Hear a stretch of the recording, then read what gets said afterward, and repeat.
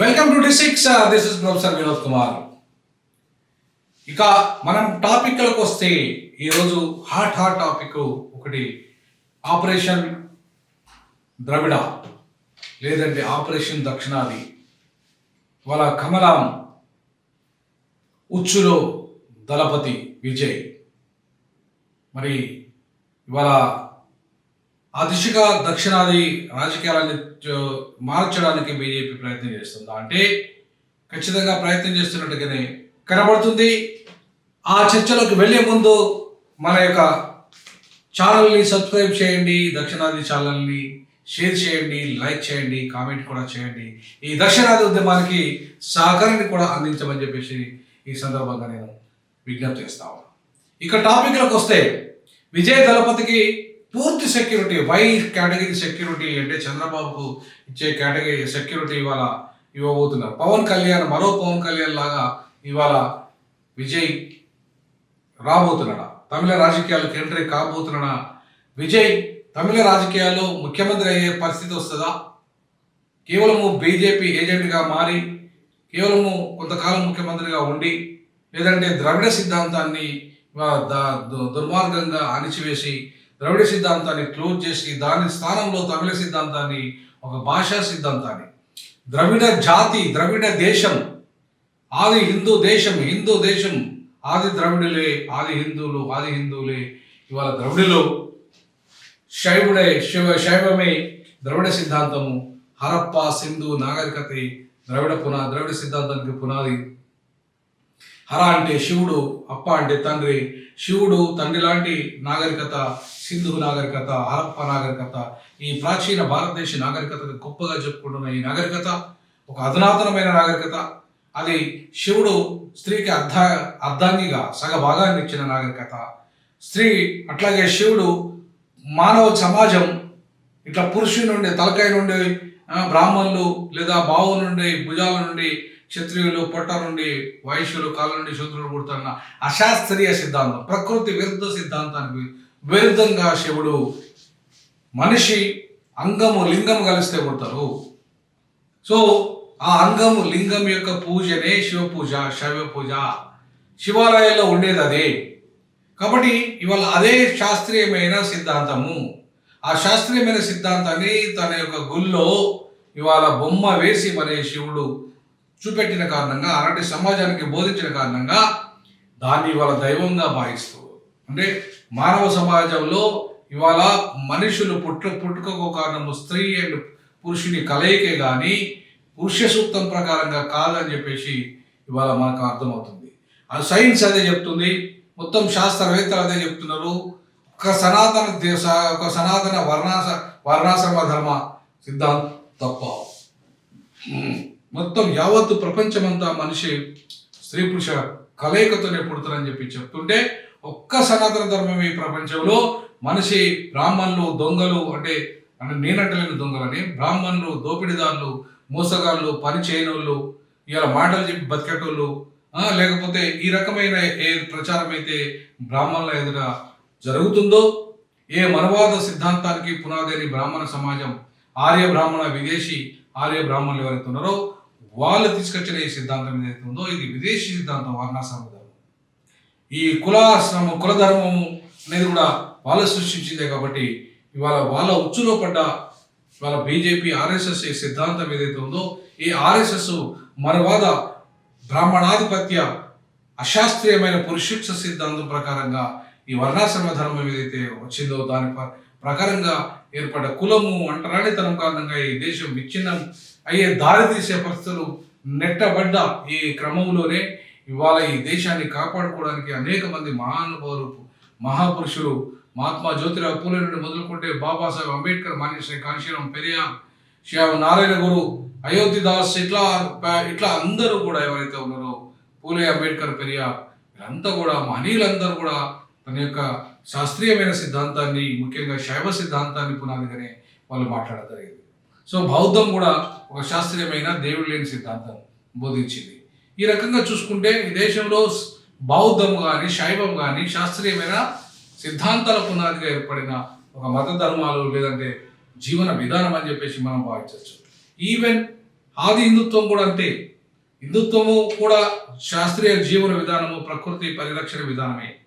అది కూడా ఏదో అశాస్త్రీయమైన జీవన విధానం కాదు. ఓన్లీ హైందవ ధర్మం మాత్రమే అశాస్త్రమైంది. ఒక హైందవ సిద్ధాంతం మాత్రమే, ఇవాళ ఆర్య సిద్ధాంతం మాత్రమే, వర్ణాశ్రమ సిద్ధాంతం మాత్రమే అశాస్త్రీయమైంది.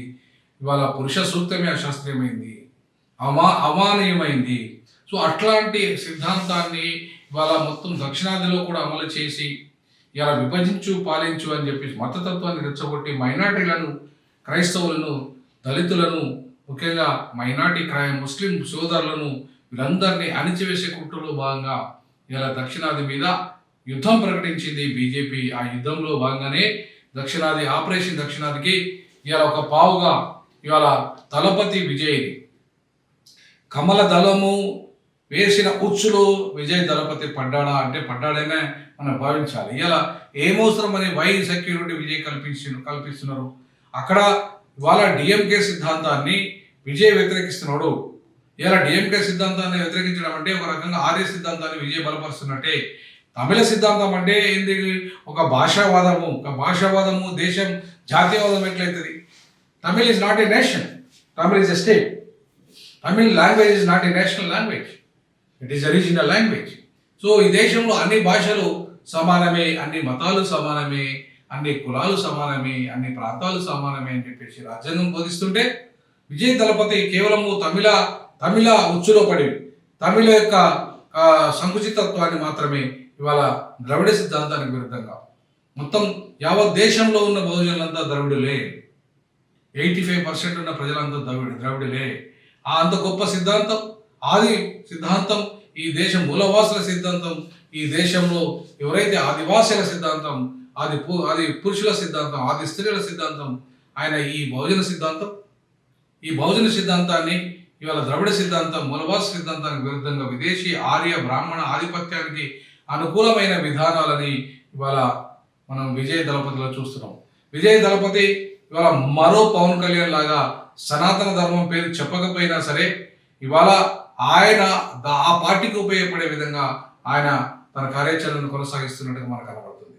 ఆయన మాటల్లో మాత్రం నేను బీజేపీకి అట్లాగే డిఎంకేకు సమాన దూరంలో ఉంటా అంటున్నాడు, కానీ ఆయన విధానాలు చూసుకుంటే అది బీజేపీకి ఉపయోగపడే విధంగానే చేస్తున్నాడు తప్ప డిఎంకే దెబ్బగొట్టే విధానాలు చేస్తున్నాడు తప్ప ఇవాళ ఆయన విధానాలు ఇవాళ మనకు స్పష్టంగా ఇవాళ పవన్ కళ్యాణ్ ఏవైతే పెంచి పోషిస్తున్నాడో ఇక్కడ ఒక సినీ గ్లామర్తోని సనాతన ధర్మం పేరుతోని ఇవాళ ఎక్కడైతే ఏ ఆంధ్రప్రదేశ్లో అయితే పవన్ కళ్యాణ్ గత 15 ఏళ్ళుగా కేవలము ఒక బీజేపీ పావుగా ఆర్ఎస్ఎస్ హిందూ భావజాలం ఆయన ఒక వాళ్ళ యొక్క బానిసగా ఇవాళ తయారయ్యాడు పవన్ కళ్యాణ్.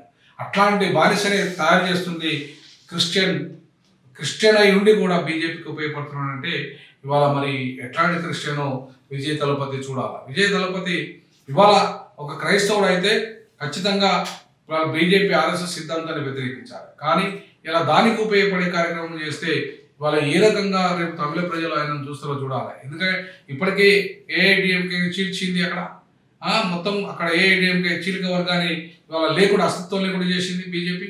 అక్కడ మంచి డైనామిక్ లీడర్ జయలలితను చంపేసింది బీజేపీ. అంతేకాకుండా ఇవాళ మళ్ళీ తిరిగి విజయ్ దళపతిని తీసుకొచ్చి డిఎంకేను క్లోజ్ చేసే ప్రోగ్రాంలో ఉంది. కాబట్టి ఇవాళ బీజేపీ అనుసరిస్తున్న దక్షిణాది వ్యతిరేక విధానాలు, దక్షిణాది అస్తిత్వాన్ని దెబ్బకొట్టే విధానాలు, దక్షిణాదికి ప్రమాదకరమైన విధానాలు, ఇవాళ హిందుస్థాన్ ఒకే దేశము ఒకే ఎన్నిక ఒకే అనే సిద్ధాంతంతో హిందీ ఆధిపత్యము, హిందుస్థాన్ ఆధిపత్యము, అలాగే హైందవ ఆధిపత్యం దిశగా ఇవాళ ఈ దేశాన్ని మతతత్వం పునాదిగా తీసుకుపోవడానికి ముఖ్యంగా భారత్ అనే పదాన్ని తీసుకోవాలి. ఇండియా అనే పదం విదేశీ పదమే, అదే బ్రిటిష్ వాళ్ళు ఇచ్చిన పదమే. ఈవెన్ భారత్ కూడా విదేశీ ఆర్యుడైన భరతుడు ఆయన వారసత్వాన్ని ఇలా స్వదేశీ అయిన మా హిందూ రెండు వేరు. మేము హిందువులో స్వదేశీ అయిన హిందూయిజం, విదేశీ అయిన హైందవ మతం, స్వదేశీ అయిన హిందూ మతం ఒకటి కాదు.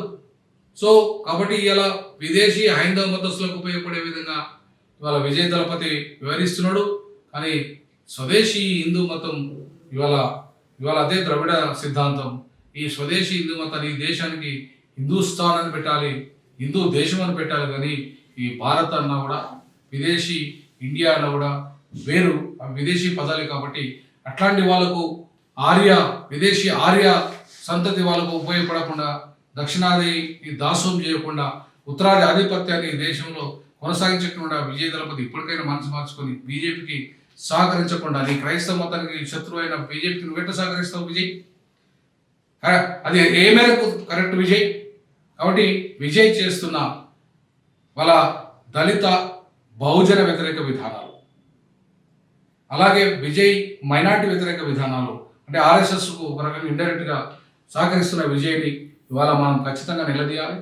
రేపు ద్రవిడ సిద్ధాంతమే ఈ దేశానికి విముక్తి. అది ఆ సిద్ధాంతాన్ని బలపరుస్తున్న డిఎంకేకు అండగా నిలబడదాం.